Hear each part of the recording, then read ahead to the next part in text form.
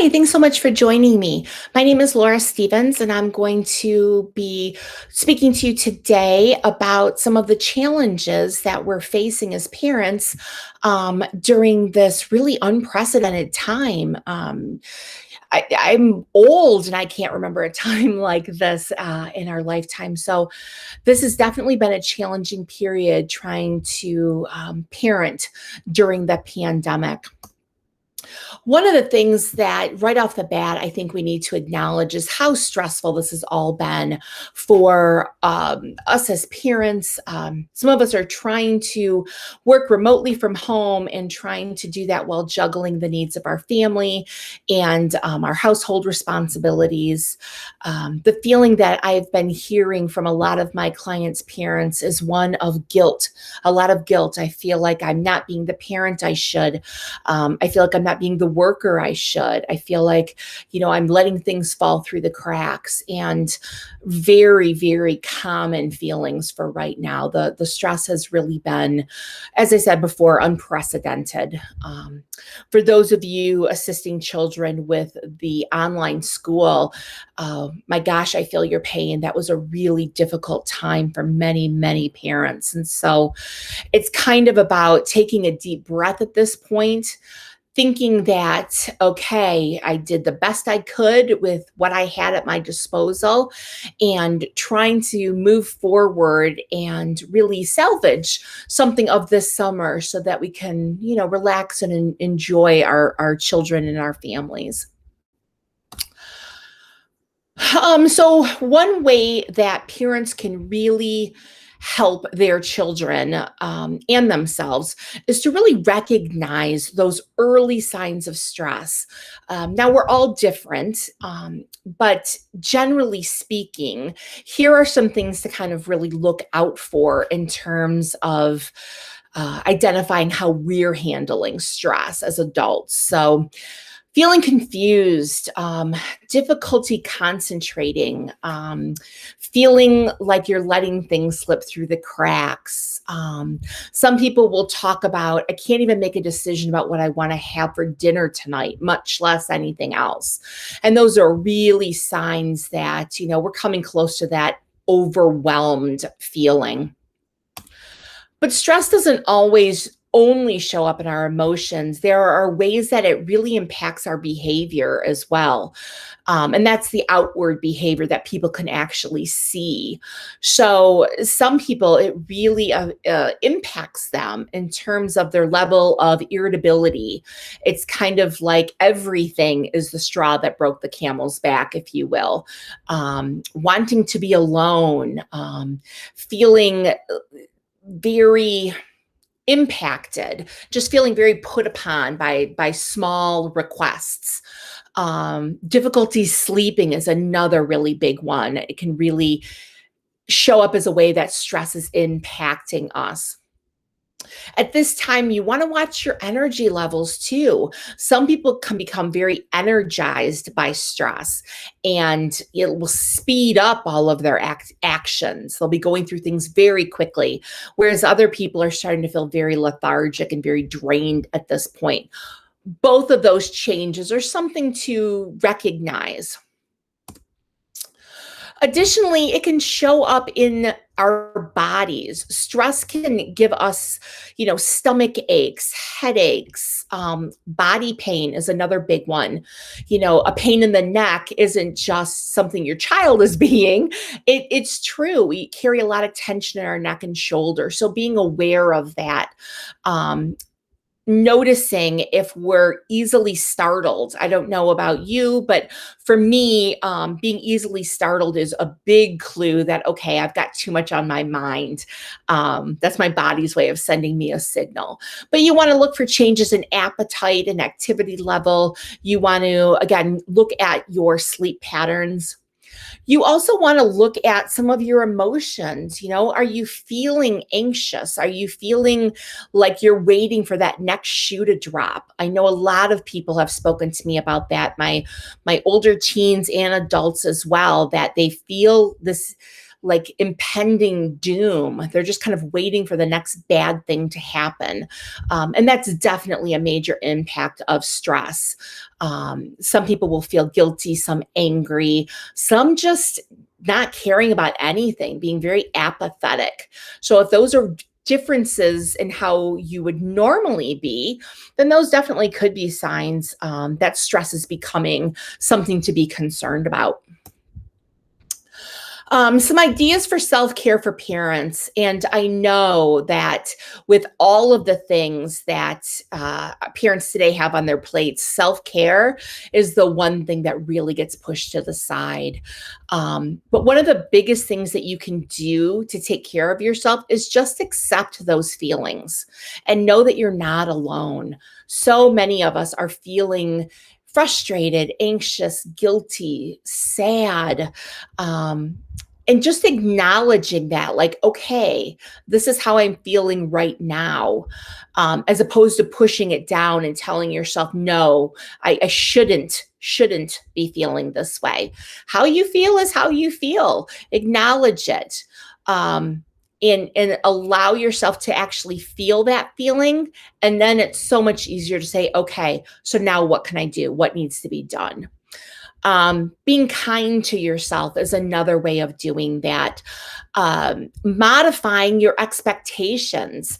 I mean, this is not anyone's idea of an ideal situation. The last several months have been incredibly difficult.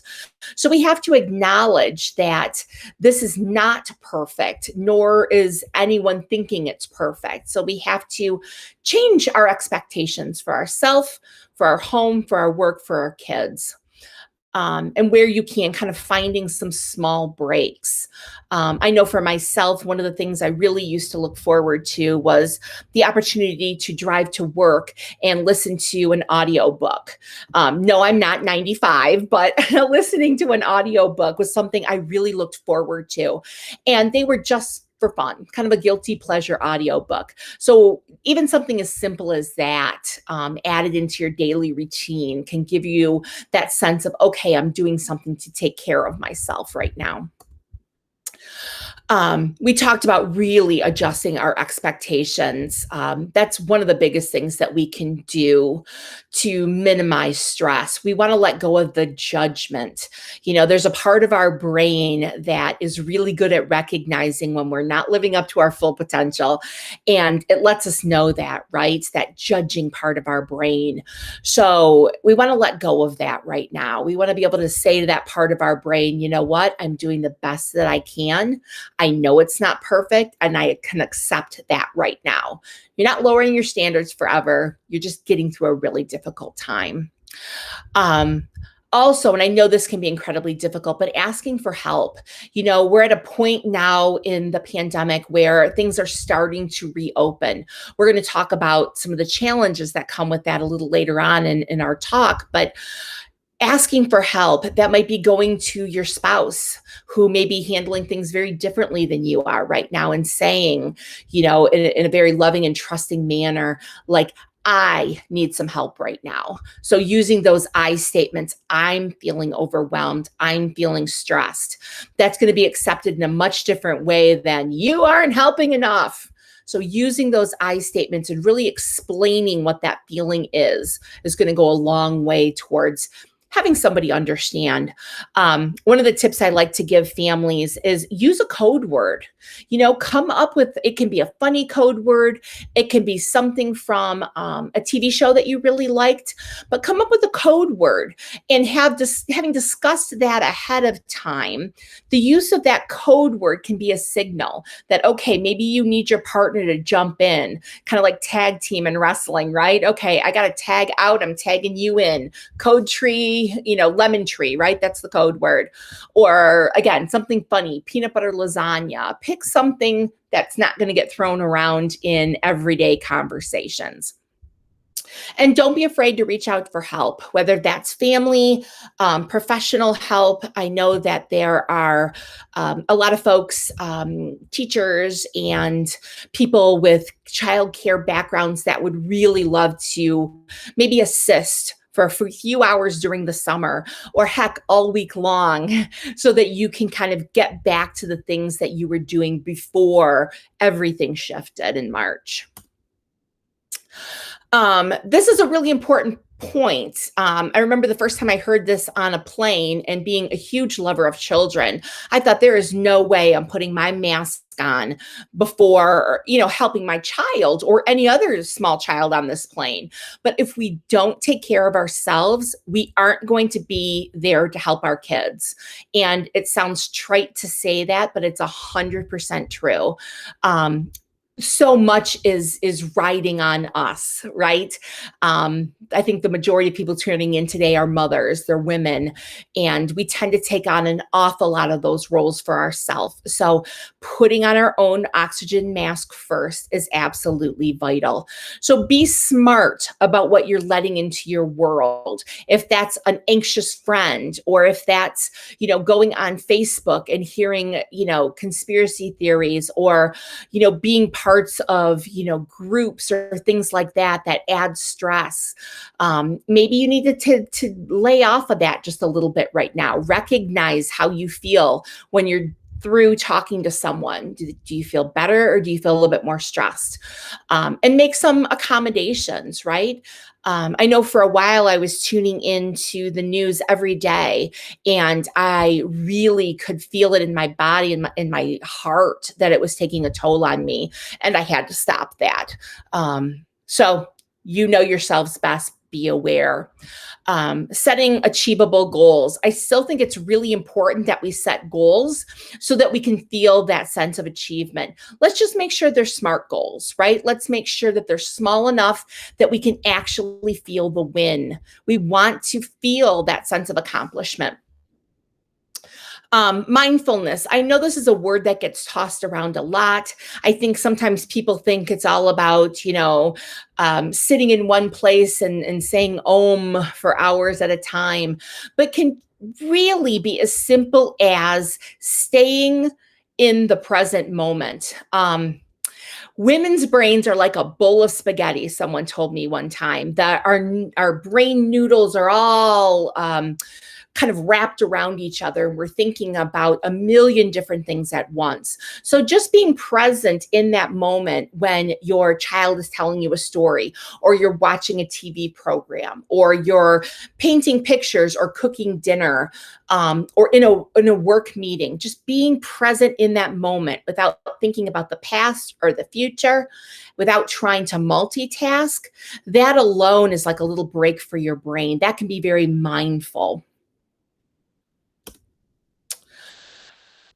I know that this is all too um, present in everything that we do. We know that our children are watching us, and we know that we are their role model. And at this time, they need to see us taking care of ourselves as well as those in our community. So it's really important that when we are interacting with our children, we're trying to do so from a very thoughtful place. If we are overwhelmed and we are upset at that time, it's best to let our kids know that, sometimes even adults just need a minute. Set a timer for them if you have to, but I'll be with you in just a minute. And take a couple minutes for yourself. I remember when my daughter was much younger, I took more than one mommy minute in the garage because I just needed just a minute to get my head together. And then I could come back and be the kind of parent that I wanted to be. Another tricky thing for all of us, is looking at those thoughts that come through our head. An event such as the ones that we've been experienced, they trigger a lot of thoughts. Some of them are positive. Some of them are coming from a place of love and caring and understanding. Some are coming from a place of worry. Some are coming from a place of sadness. And all of those are there. We just really want to watch out for those self-defeating and negative thoughts. The ones that tell us that it's never going to get any better, or that we always drop the ball. Those are the kind of thoughts that we really want to do our best to control right now. I've given you all access to a resource folder, and I put as many resources in there as I thought would be beneficial without knowing exactly what any one person is going through. So these are more general resources, and anyone interested in speaking more about like their personal experience with this, we can absolutely do that at a later time. Um, so really kind of like, let's look at those thoughts and let's figure out a way to replace some of those thoughts. And one of the ways to do that is the word yet. I know it's a three little word, tiny little word, but the word yet really packs a positive, hopeful punch. Your kiddo's struggling with reading, I can't do it. And you say, yet, you can't do it yet. That just screams, I know you will do it. So sometimes we have to be that cheerleader for ourselves too, right? I just can't get this house cleaned yet. It gives us hope. There's a parent checklist available in your resource folder as well, just to kind of look at some of the areas in your life, take a temperature, see how things are feeling. And if there's areas you want to improve on, I've given you some resources to do that as well. So check out that self-care checklist for parents. This was such an interesting study that I read. It was a kids poll, just under 900 children, aged 9 to 13, male and female, talking about how they coped with stress.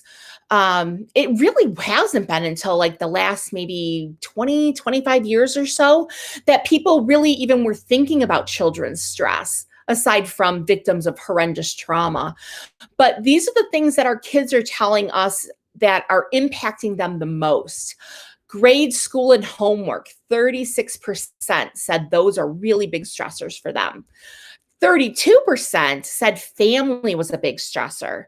And then friends, peers, gossip, teasing was another 21%. So you can see a good portion of that all has relationships in common, right? Relationships with peers, relationships with family, and some of those academic pieces. And here's what they're saying helps us cope. They like to do something active, listening to music. If you look kind of, what would that be? Maybe number 7 or 8, talk to a parent. So only 22% said that they were reaching out to their parents to help them cope with stress. I think that's really telling. So wanting to be that positive role model for our kids and allowing them to feel comfortable in talking to us about what stresses them out. We're going to be talking as we continue through this portion of the webinar about how parents can be there as that support system for their kids. Very specific things that you can do. About 25% of the children from that last study that I just discussed said that when they're upset, they take it out on themselves. They get so upset that they're actually harming themselves. And I know that that can be kind of shocking for some parents if you haven't experienced that before. Unfortunately, I've experienced that all too often with some of my clients where they feel like I have to find a way to cope with this stress. And they're choosing some unhealthy coping strategies.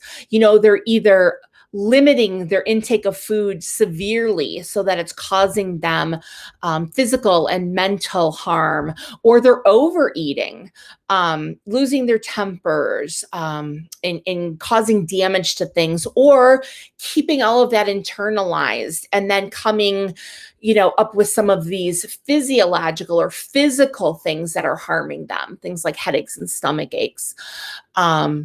But when they're feeling all of this stress, they're looking for a way to release that, almost like a volcano kind of ready to explode. So even though talking to parents might have ranked 8th on the most popular coping methods, 75% of those kids said that they want and need their parents in times of trouble. They want their parents to talk to them, to help them solve the problem, to just spend time with them or try to cheer them up. We're going to talk a little bit more about specific things that we can do to support our kids. Here are some things that children as young as, 5 or 6, all the way up to, elementary school, fifth, sixth grade. These are things that are really going to be additional stressors during some of these uncertain times. And some of these are probably going to make sense to you. And some of them you're going to kind of go, really? That's a big stressor? It is to our kids. And one of them is the changes in friend groups. If your child doesn't particularly live near their best friends during this time, there are going to maybe be some shifts there of people playing or hanging out with those that are close enough in proximity, because maybe parents are working during the day, or those close enough to you, you're sure that they have also been in quarantine and would be safe for your children to spend time with. So be aware of these things, this feeling of being left out.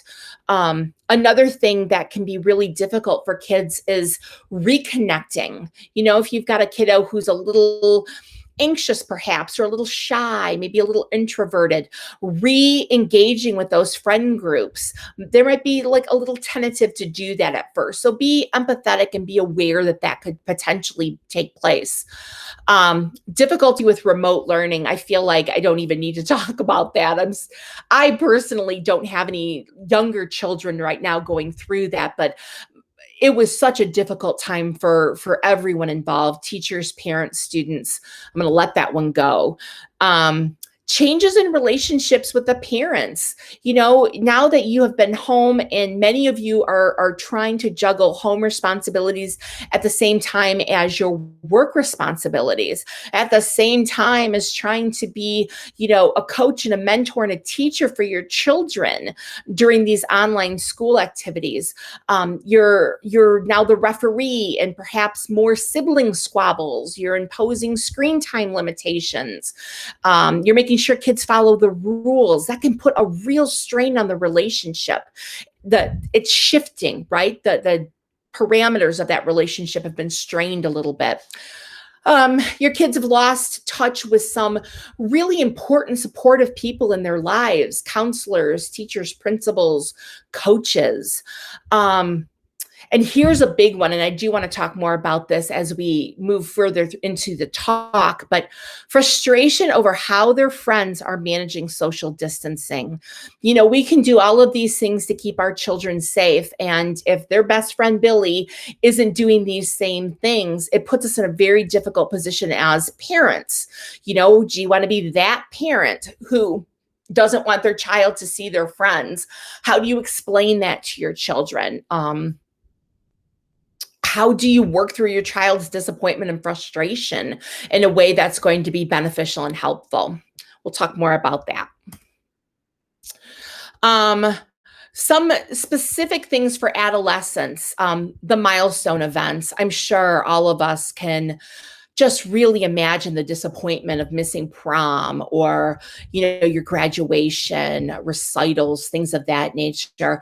I know summer camp is a big deal for so many of our kids, and those have been canceled or are now occurring solely online. The changes in friend groups based on compliance with safety precautions. So kind of the same thing. Some of their friends are not going to embody those safety precautions, perhaps in the way that you want your adolescent to do that. And so clearly there's going to be some difficulties there. The loss of opportunities, these adolescents are really feeling a lot of loss right now, a lot of grief right now. College prep activities and internships, jobs, losing access to their daily support network, all of that like social net that they have built for themselves. The only way they can do that now is online. A lot of uncertainty. All of my kids are talking about, well, what's next year going to look like? Are we going to go to school for part of the year? Are we going to have sports? Can I still have my spring play? What are these things going to look like? And then, the stressors on social media.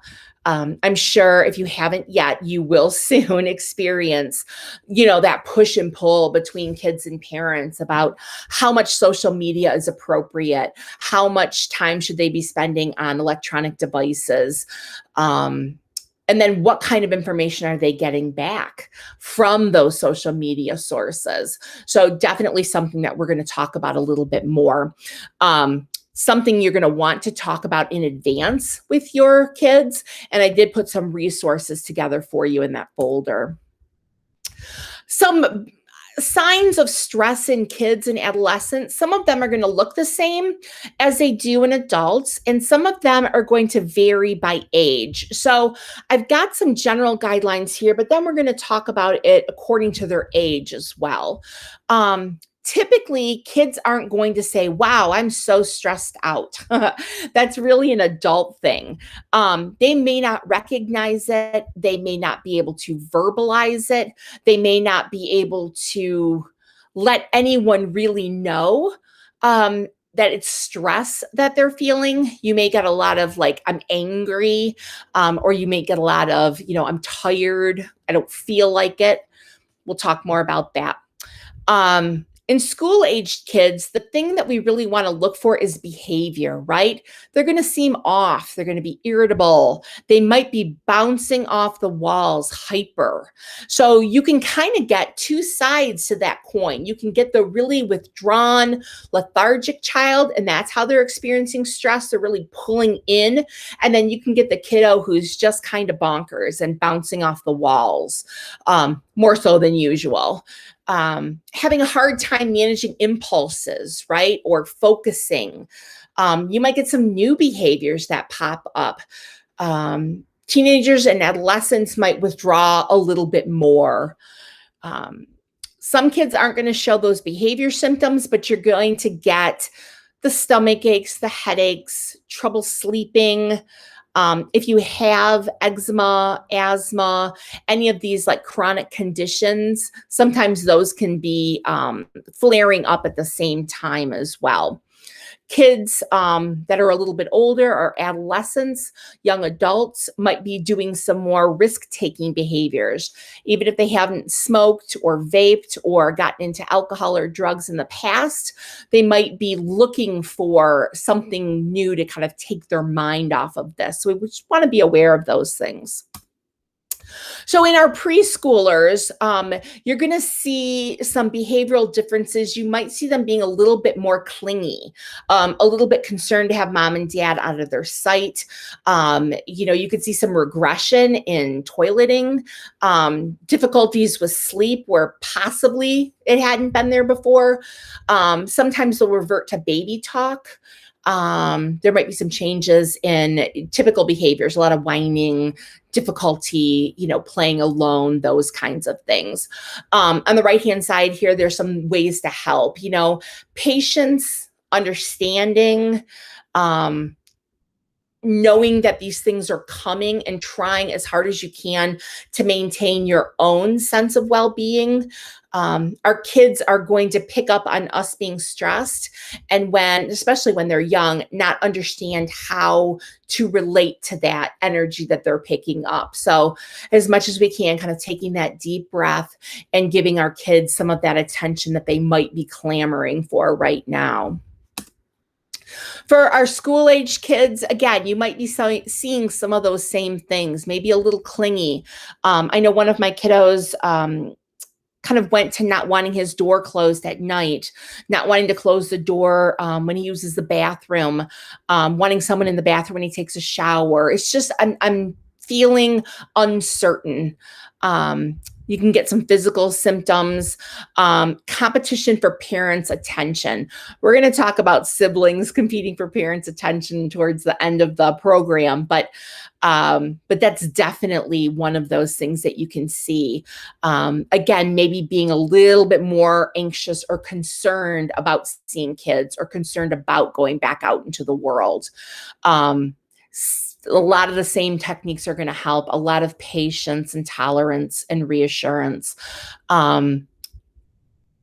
engaging them in some structured activities.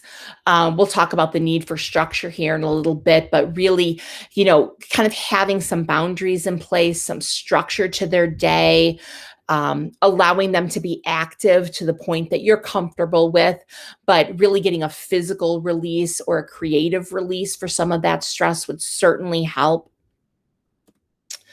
Our older kids, you can get some of the same behaviors, right? They're going to feel stress in a similar way as we as adults would, but they're not adults yet. That frontal lobe, that really important brain's brain, isn't fully developed in females until about 22 and in males until about 24, give or take. So they're not adults yet. And they're not going to handle things the same way that we are. A lot of our teens really have a hard time verbalizing what they're feeling. And so you might just get a lot of grunting, shutting the door, shutting you out. A lot of it's not fair, just frustration and grief. Understand that where it's coming from. We're going to talk about how to validate feelings for these kids, but sometimes that's really all they need, is just to know that you are aware that this has been really, really difficult for them. Allowing them to stay in touch as much as they can. Limiting how much media they're exposed to. So here again, you need to know your child, right? There are some of my kids who are really active in the community and have been really active throughout the COVID and some of the social change programs that have been going on. And they feel really good about being able to make those contributions, whereas other kids really aren't handling some of that stuff so well and are very concerned about it and very anxious about it. So, as parents, we know our kids the best, and you really want to look to what you know about your child when you're allowing them to watch some of these media things. 6 stress busters for the whole family, things to kind of think about as you're looking at, the rest of the summer, and how can we really make the most out of this time. If you think about our energy levels as like a bank account, let's say, there's been a lot of withdrawals lately, right? A lot of withdrawals. And so we really need to get some of those deposits in there to build ourselves back up, because unfortunately, September is right around the corner. And for those of us with school-age kids, it's all going to be starting again. So these are some pieces where, it's within our circle of control to really focus on these things. Supportive relationships. It's so easy, especially as parents, to lose touch with some of our support systems. I don't know about you, but for me, I know that as I get busier, if I'm working and teaching courses, or I'm taking courses, or I'm busy with other side projects, that I lose track of my own support network. And I lose track of my friends. So really keeping in touch with the friends and family, and making sure that these are people that add to your life. These are definitely positive influences. Looking for ways that we can reconnect with those that we love the most at home. This electronic addiction, I think we all, to a certain extent, really do fall victim to that. At the end of the day, I know I'll grab my phone and I'll get on Pinterest, and it's my way of being creative, and I find lots of great things on there. But putting those things aside and maybe engaging in something creative with, someone that I love and care about would be a much better way to kind of end my day. Physical exercise. This is a big one, and you've heard all about it, right? I have not been able to take advantage of this myself during this time. So I feel a little, what's the word? Like the, pot calling the kettle black here, I guess, but I have not been able to take advantage of some daily exercise. But especially for our kids that have a little bit more anxiety or a little bit more activity level, right? Then let's have a dance party in the bedroom. Let's do some jumping jacks. Let's have a hula hoop contest. Let's, do a few things, and maybe we can involve other people that we love. When you're finishing up laundry, try to shoot some free throws into the laundry basket, just anything that really kind of gets the family up and moving. I put some resources in your folder for calming activities, as well as some that'll kind of get the blood flowing, if you will. But talk to the people in your community and find out what they've been able to do to get some fun things started. Quality sleep. I put some newly revised recommendations here from the National Sleep Foundation. They look at sleep periodically and will kind of change their recommendations, but here they are based on age. And even though, they've got these recommended ranges, everyone is wired differently. And so again, your child best. That they act very differently when they get enough sleep versus not getting enough sleep. But we want to watch for changes in sleep. Sleeping too little or sleeping too much can be signs that maybe something isn't quite right. But we need that restorative sleep so that we feel better, so that we feel restored. Some things that'll help: a snack before bed, something that has dairy in it, if you or your child can tolerate that.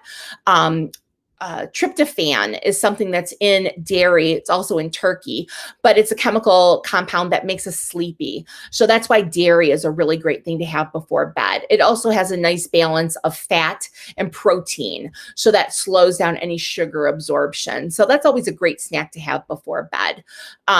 Try to turn those electronics off. Anything with blue light, we know that impacts our sleep in a negative way.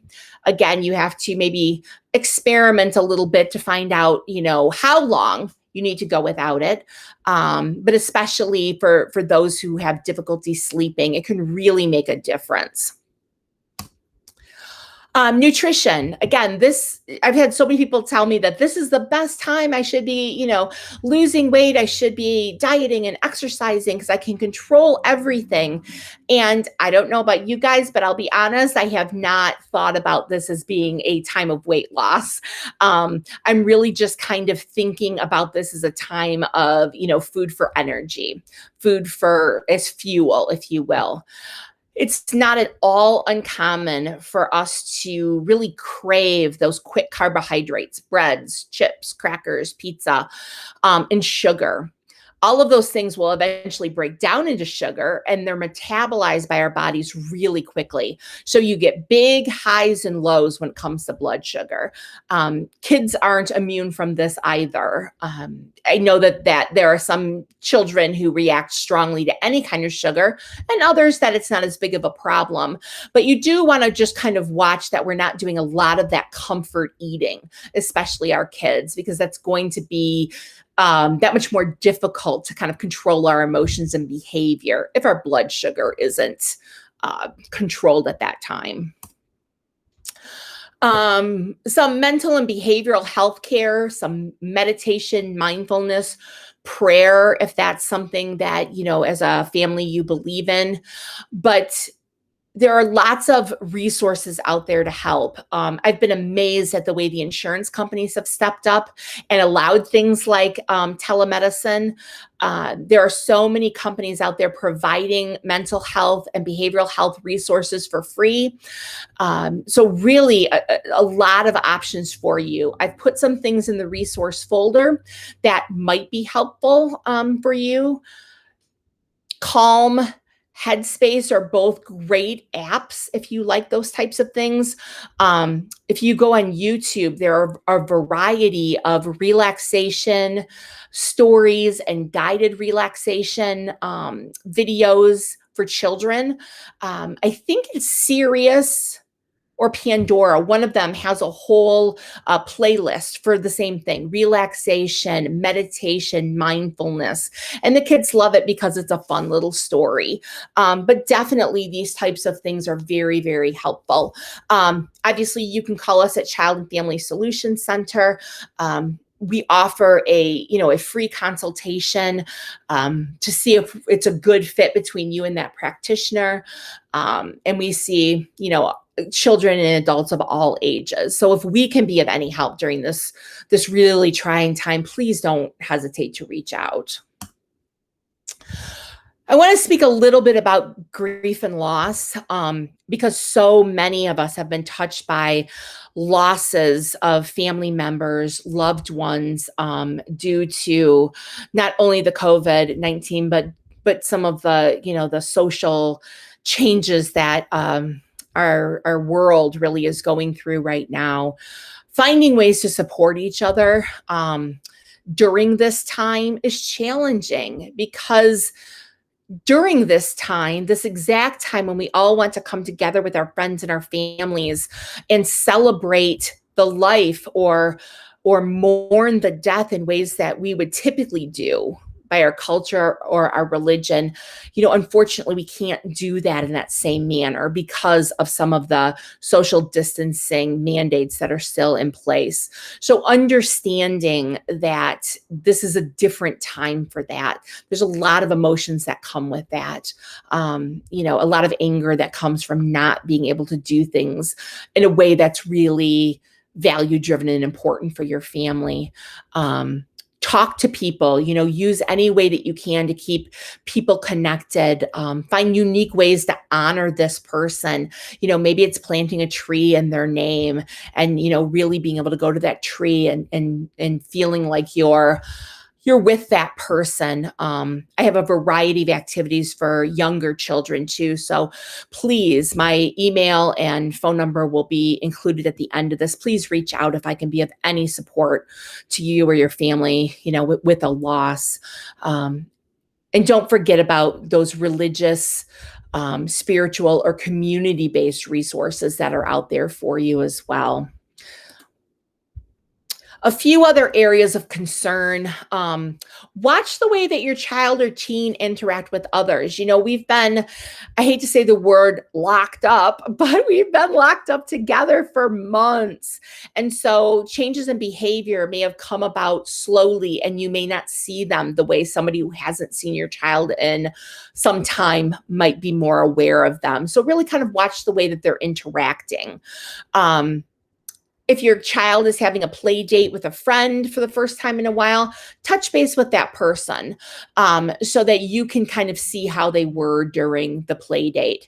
When kids are stressed, as I said before, you can get them kind of pulling into themselves and becoming very quiet, or you can get them to be very loud and boisterous. Also, listen and translate for your kids. A lot of times our kids, even our adolescents and young adults, aren't great with those feeling words, right? So you might not get the word stressed. You might get angry, annoyed, confused. Younger kids may say things like, well, nobody likes me. I'm stupid. Nothing's fun. Those are the kinds of things that maybe we need to dig a little bit deeper into as parents. And oh, that's interesting. Tell me more about that, and really kind of find out what's underneath that a little bit. So what can we do as parents to really support our kids?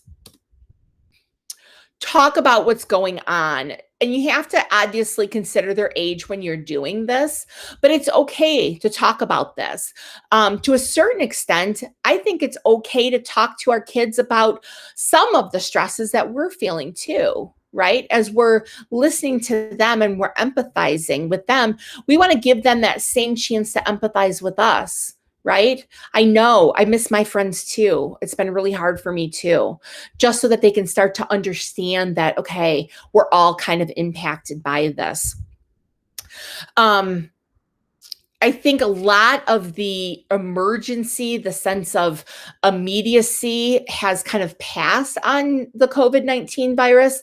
I don't know if we'll see those same kind of emergency measures coming back into play, but it's important to really talk about those types of things with your kids. Having the conversation can be a little bit tricky. One of the things I like to do is just asking them what they've heard. Right? It gives you a chance to kind of gauge the information they're getting and the sources they're getting it from. That might be a really great way to do that. It gives them an opportunity to bring up concerns or fears. And that way you can address those things. There are things that we can do to help keep us safe and healthy, and really focusing on what is within your child's circle of control. That's something I'm going to talk about in a little bit too, but really focusing on what we can control brings a lot of sense of peace and kind of normalcy. So stressing these things about why we're doing this. Children washing their hands is usually a pretty humorous process. They run in, turn the water on, run their hand under the water, and then wipe the dirt on your towel, right? That's usually the way it goes. So, giving them something simple like singing happy birthday or saying the ABCs 2 times while they're washing their hands, something really concrete for them to focus on. Also, letting them know that they have a purpose, right? Even though this stuff is a pain to do and nobody really likes these limitations, but especially because it is a pain, their actions are really protecting people. They're protecting people who have like chronic conditions like asthma or kidney disease or diabetes. So if you know people with these types of chronic conditions, that can make it be a little bit more salient for these guys, like singing the happy birthday song 2 times while you wash your hand helps Nana or Papa, or helps, Mr. Jones down the street. And give your kids that really like sense of purpose. Like, I'm doing this for a reason. I'm helping. Keeping kids connected to their network. This picture like really spoke to me because my daughter and her friends are doing just this. They'll drive someplace, they'll pop the tail end of their car or Jeep or open the front door, and they'll sit and they'll talk to each other in a circle. So any way that we can keep our kids connected to their networks is so important right now. It's just a vital part of their development, and it really helps kind of take away some of the negative impacts that stress can have with us. So we live in a time where, the social media and the electronic means of communication are so prevalent, but don't overlook something as simple as sending a picture through the mail to a grandparent or an aunt. Taking a short video and sending that, anything where the kids can kind of get involved. Writing letters. Yeah, that was something that we did a lot when I was a child, and kids just don't really do that anymore. So that might be something really fun to kind of focus in on. Building a routine for your family. So this is where I want to spend a little bit of time. And again, I've given you some resources in that file. When we become stressed out, when there are periods of uncertainty, when our world is kind of turned upside down the way it has been, building some normalcy back into it is so important. In a typical year, the beginning of summer, the end of the school year is a big time of transition for kids. And some of them, the very next day after school has ended, are already starting with the I'm boards, right?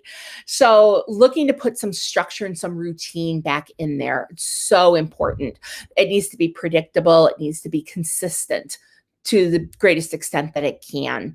It's going to help them reduce some of that anxiety. And it's also really going to help with those challenging behaviors when they have an idea of what's happening.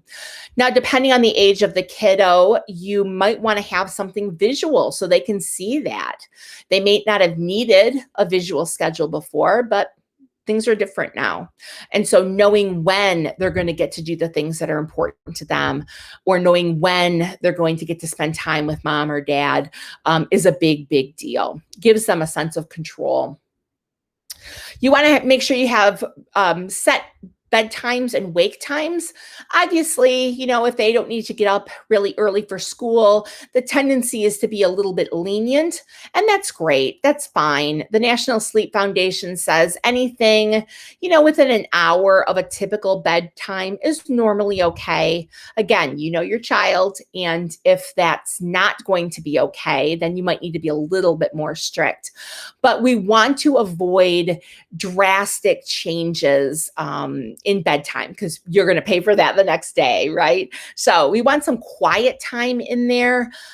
Some time for doing some type of schoolwork or reading would be great, just so we don't lose all of those skills. I know many parents are concerned with the amount of school that was lost this year. So a little time practicing in a workbook or a little time reading can be great, as well as some regular movement, big gross motor play. Especially if you're working from home during these times, looking at play as what a child should be doing. That's their job, right? Is play. So encouraging a lot of imaginative play, giving them boxes. I don't know about you, but my whole garage every week is like, I have so many boxes because we're ordering so many things to be delivered as opposed to going out to the store. So I have all of these cardboard boxes. Well, that's a spaceship, that's a computer, that's house, it's a car. You can help your kiddo get creative with some of those things. And there's several days worth of fun just in a box or two. So looking for those opportunities to be creative and playing.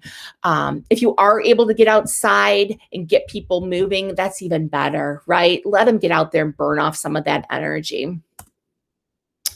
Sticking with your routine. Here's the hard part. You go through all the trouble of setting it up, and then when it comes to sticking to it, that can be difficult.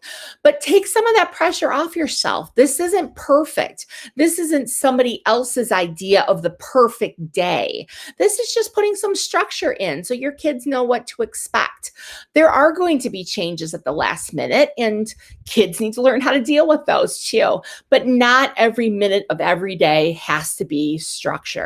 So look back at the previous week. Ask your kids, how did the week feel? Did we have too many things planned? Do we have not enough things planned? Really kind of like talk about it and see what's working for your family. See how you're feeling about it. If they're having a great summer and you're exhausted, that's not a great balance. So really look at how it's working for your family. Setting boundaries. Boundaries are definitely blurred right now between work and home life. It's more difficult, I think, now to get things done than ever before because there just doesn't seem to be that time to disconnect like there was previously. So if you are going to have, your child kind of sit down and, work on some things, maybe it's a good idea to bring them into the area that you're working in and have them read while you're doing your work or have them work on their homework. For some kids, that's not going to work. And you might need to designate a different time to do that. But having an area where that's done would be great, right? A little nook somewhere in the house. So when you're setting boundaries for you getting your work done, you might try setting a timer. I put in here 90 minutes. For some kids, that's going to feel like 4 days, right? Children do not understand the concept of time the way we as adults do. I remember I grew up in West Bloomfield, and the drive to 12 Oaks Mall felt like days when I was a kid. And really, it was like 15 minutes at the most. So they don't understand the concept of time the way we do. So setting a timer and letting them know when you will be available is a great thing to do. Try to stick to that. If you say you're going to do it, really try to stick to it so that your kids can learn to kind of like count and depend on you, so that they know that they can trust that when you say 90 minutes, I'll be done and we can go play, then you follow up with that. And then this is really important. Thank your child for allowing you to do that work.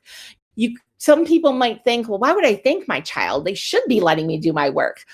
Right, I agree. But saying thank you, saying I appreciate that, telling them that they did a good job is so, so important.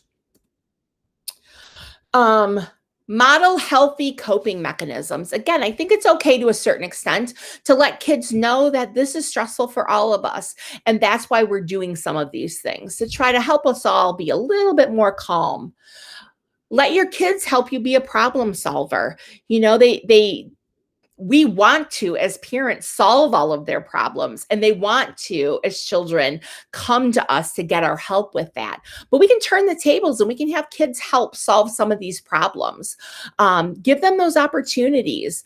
If we jump in and solve every little problem for them, they're not going to learn those skills that are appropriate.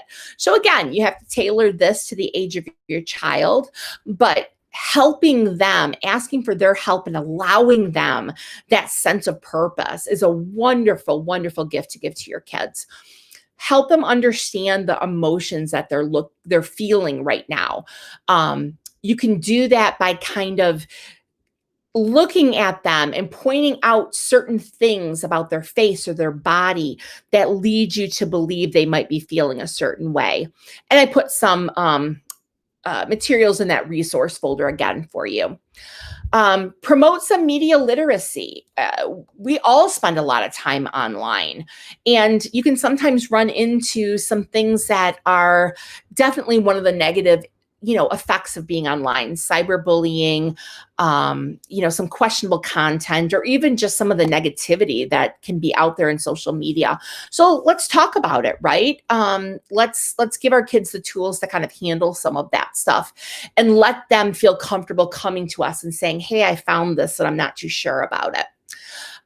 Help them combat that negative thinking, right? I hate my hair. I'll never make the team. I'm terrible at something. We fall into that trap a lot. So we want to make sure that we're not modeling that as parents. We want to model some healthy things. And then when our kids are saying those things, we don't really want to just disagree. No, your hair looks great. You're fine at math. Of course, you'll make the team. Kids kind of see through that a little bit. So it's important to not just kind of dismiss those concerns. It's important to acknowledge that this is how they're feeling right now. Gosh, it sounds like you're pretty worried about making that team. That's where the conversation actually starts. Okay, and then we can help guide them through that. So this idea of validating what someone is saying is such a critical component. And as parents, a lot of times we're just jumping in and trying to make the fix. But really what we want to do is spend some time understanding where these concerns are coming from and really validating how they're feeling. So noticing out loud, telling kids something about the way they're looking or what their body's doing that makes you think they could be feeling this way.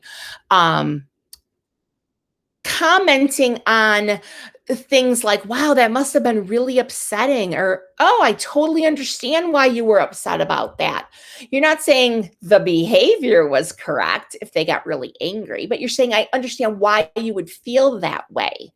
Because once they feel like they're understood, they're going to be much more open to anything else that you want to do and anything you want to teach. So we really want to avoid that urge to solve the problem for them. We want to put a label on those feelings. That must have been frustrating. You must have been disappointed, right? That must have been concern or worrying, anything like that you can do to kind of add some of those vocabulary words in. Kids are going to listen to you and they're going to be able to use those themselves when they're talking about how they're feeling. A few other areas of consideration. Kids really need, especially our younger kids, really need somewhere they can put that energy, right?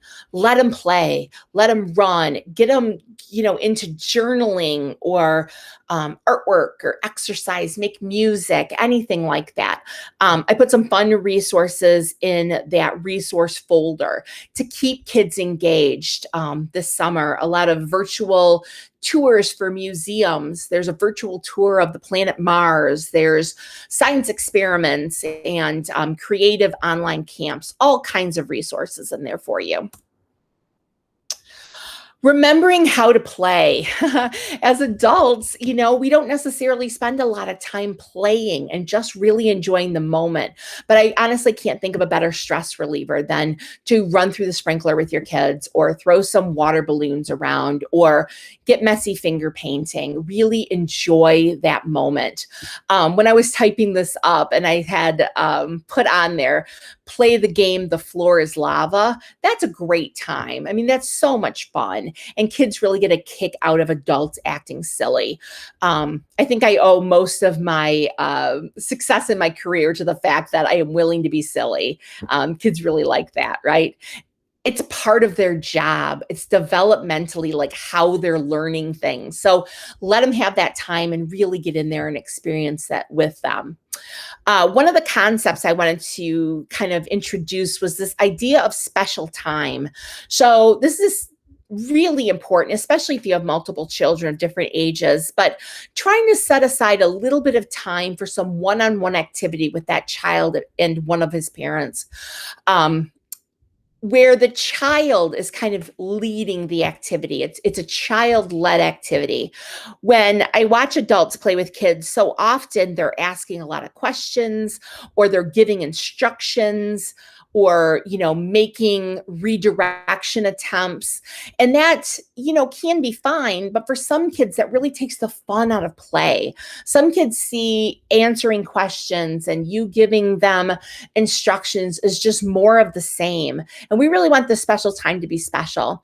Doesn't have to cost a lot of money. It doesn't have to be anything extravagant, but finding something that they want to share with you and you going along with the ride is so important. For teenagers and young adults, their friends are their entire world right now, and that's developmentally appropriate. During those adolescent years, they're practicing how to be independent. They're not independent, they're still children, but they're practicing those skills. And so we have to recognize that time for what it is. They're supposed to be pushing away from us, differentiating themselves from us, aligning themselves more with their peer groups. That's what that time is all about. That doesn't mean that we as parents lose the ability to impact or influence our teens. I think it's just the opposite. If we play our cards right during this time, we have much more of an ability to impact our kids than I think any of us would really believe. So one of the things that can be really difficult is that teens really do feel invincible. They really feel like nothing bad will ever happen to them. You get a little eye roll, you get the okay, mom, or I know, dad. They really don't feel like anything bad could happen. And again, that's part of that developmental process, because if they were really worried, they wouldn't take those risks and they wouldn't get out there and try these things that we need them to try as teens. So as difficult as it can be to manage sometimes, a lot of that is typical developmentally appropriate behavior. For some kids, loosening your restriction on social media might be the way to go. They need that time to connect with their friends. Now, I know some of my clients, especially my young boys, have a really hard time transitioning away from social media. So you know your child best. You want to make sure they're eating right. Teens have this tendency to, skip meals. Sometimes it's about concern over their appearance. Other times they're just not thinking about eating. But making sure that eating and sleeping and engaging in something fun is part of their day. And really look for opportunities to validate and try to understand some of those feelings of disappointment and frustration. Right now, again, teens are really wired with this seeking out novel experiences and pleasure seeking and all of these things. And unfortunately, this quarantine happened at the worst possible opportunity for them to be able to do that. So we want to present them with safe opportunities to do those things so that they're not using unhealthy ways to get that novelty. There's a checklist of self-care pieces for children that's also available in your resource folder. So you can kind of check that out and see, fill it out with your kids and kind of see what areas they could use maybe some more help with. Resiliency. So this idea that we can build a set of skills that allow us to bounce back when something knocks us down. I mean, if you think about what the whole United States was built on, we get knocked down, we pop right back up again. And we want our kids to have those skills too. Unfortunately, as parents, the hardest thing to experience is something challenging happening to our kids. But without the opportunity to deal with some of those smaller challenges, they don't get the opportunity to build these resiliency skills. So, right now, we've been faced with some pretty big challenges. Let's take this opportunity and teach some of those resiliency skills. Um, Again, prioritizing family routines and celebrations and traditions can really help with that sense of control. And it allows us to focus in on the things that we can change, as opposed to all of those things that are outside of our control. Um, Problems and problem solving as a family, as a team, really again allows your family to pull together and become stronger together. This experience is going to stay in the minds of all of us for a very long time. Um, and so we want to come out of this stronger than we were before. So let's take those opportunities. There's a whole folder full of different specific steps that kind of go along with these building blocks of resiliency for families. So check that out. A lot of great ideas, a lot of really good strategies. Focus on finding new, positive, healthy coping behaviors. Get your kids in on that challenge too. Look for mentors or support to help improve some of this stuff. If you're really struggling with the ability to make decisions, let's say, then let's get everybody involved so that it doesn't feel overwhelming. Kids can help with some of those decisions too, depending on their age. Family members can help with some of that stuff. So let's really build that support network right now. Switch your thinking to a challenge to be met, right? So instead of this huge problem that's popped up in the middle of your perfect day, it's a challenge to be met. I think about those people in the military when they're climbing up that big rope wall, right? It's a challenge to be met. I'm going to get to the top and it's going to be smooth sailing down the other side. So again, okay, guys, a problem happened. How are we going to get over this wall, or whatever metaphor works for your family?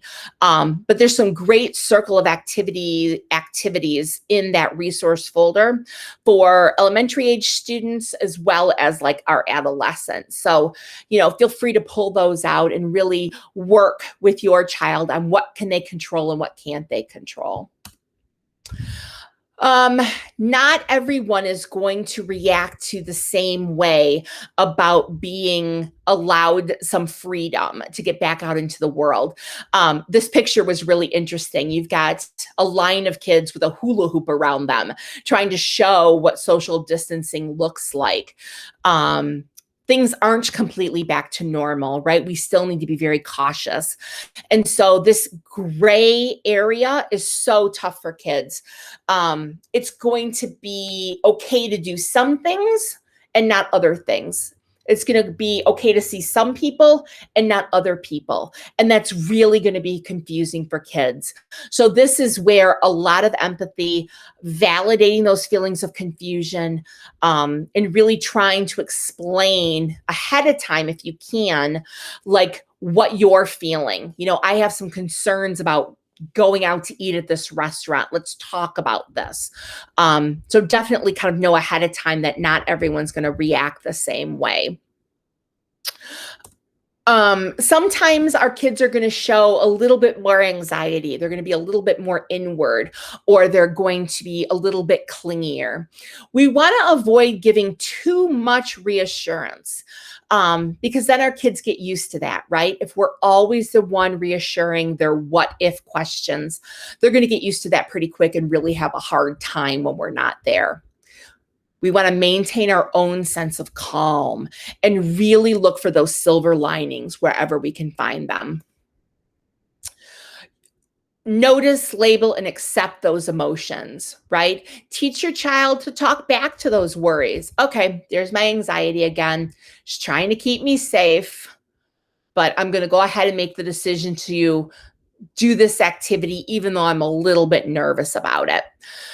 You don't want your child to think that anxiety is this feeling that we want to run away from, right? It's trying to tell us something. Anxiety is trying to tell us that we need to be more aware in this situation. So we don't want them trying to run away from it. We want to just accept it, right? This is one side of me who's worried about keeping me safe. Directing your focus and noticing the good and practicing some mindfulness activities, very, very helpful to keep those emotions under control. And not just for adults, but for kids as well. So I've put a lot of information in that resource folder, very specific things that kids can do, specific videos that they can watch, some things that'll be really helpful in this area. Practicing Plan B. This is one of my favorite ways of helping kids, learn how to deal with these big emotions, especially after being kind of cooped up all of this time. It's absolutely normal for kids to get really excited at any opportunity to go back and do something fun like they used to, right? So all the more reason to really kind of practice Plan B ahead of time. Talk about what'll happen if something comes up and we can't do that. You want to talk about that at the same time you're making the big plans, because you want to have that backup plan just in case. Same thing for transitions. My daughter and I used to do this all the time. We would role play and plan ahead for when she was with her friends and it was going to be time to go. So by practicing and kind of role playing that ahead of time, talking about expectations, it really helped her to understand that, yeah, it's going to be difficult to say goodbye, right? And you might cry as soon as you get into the car, and that's okay. So a lot of planning ahead during this time can be really, really helpful.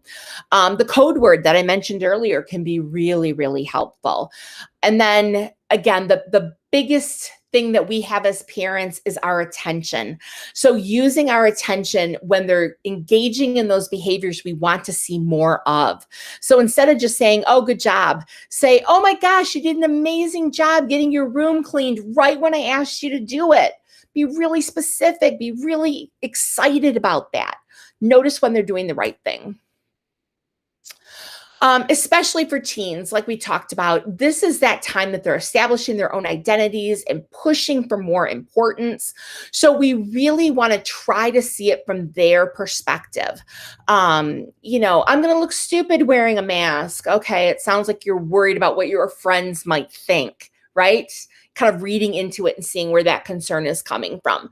But once you get a really good idea of what their concern is or what they want, then you can go into problem solving mode together and try to find a way to give that to them in a way that you're comfortable with. So you want to avoid catastrophizing or giving a worst case scenario to get them to comply with some of these things. It's going to backfire. Really flip it around and really talk about how they're up to this challenge. You have faith in them. They're going to make the right decision. And then again, bring in the big guns if you have to. Look at the World Health Organization, the National Health Society, or the Center for Disease Control. That's good quality information. Tie your teens' independence with compliance to those safety measures.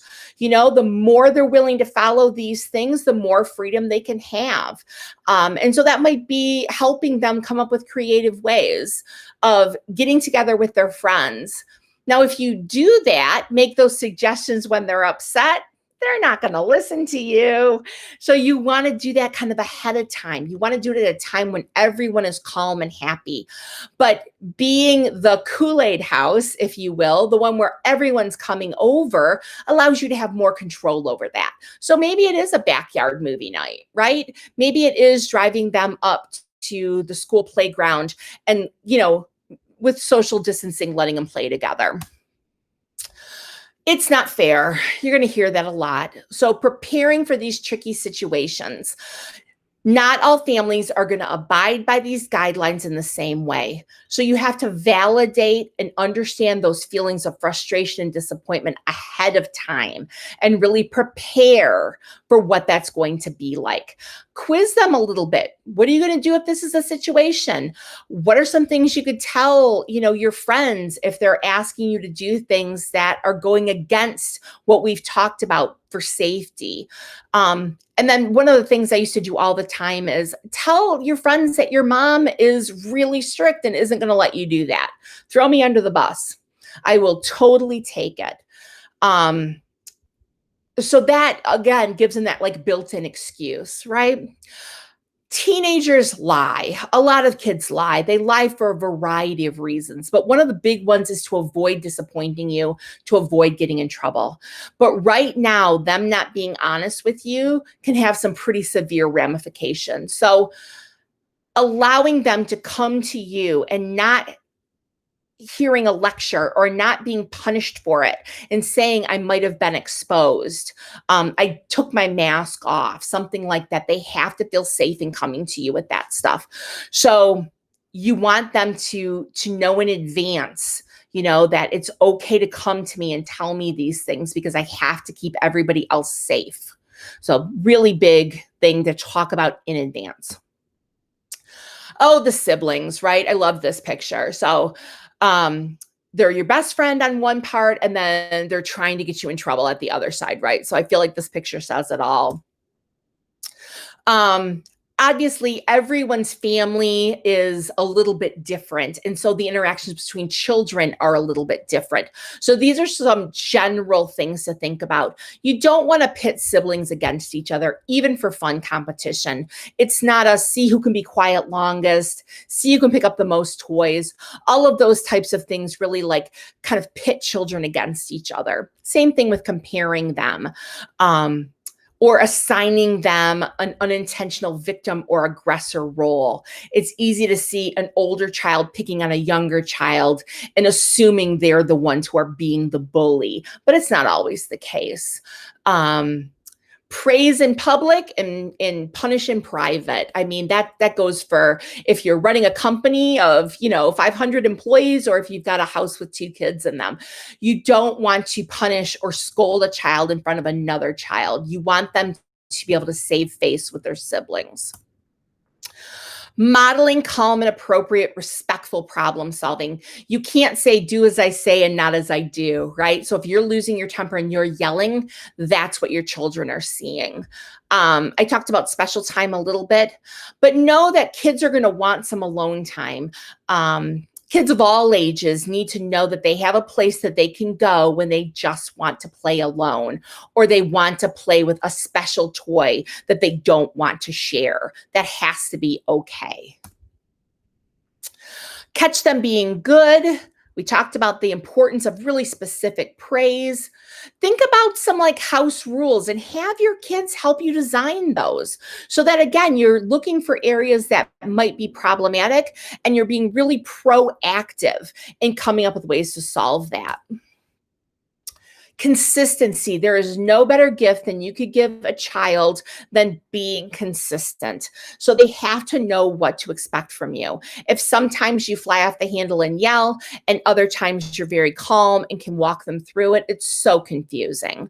So teaching them those problem solving skills. I put some really specific questions in here to kind of walk you through different things to ask them as you're helping them solve their problems. And remembering that you're not in this alone. So if you have any concern about your well-being or that of your children, please call us. We are more than happy to speak to you over the phone and see if we don't feel like your family would be a good match for one of our clinicians. If you have any specific questions about the information that I've shared today, this is my name and my email. You can also reach me through our office number, 248-851-5437. I'm going to stop the recording right now and we're going to do some question and answer.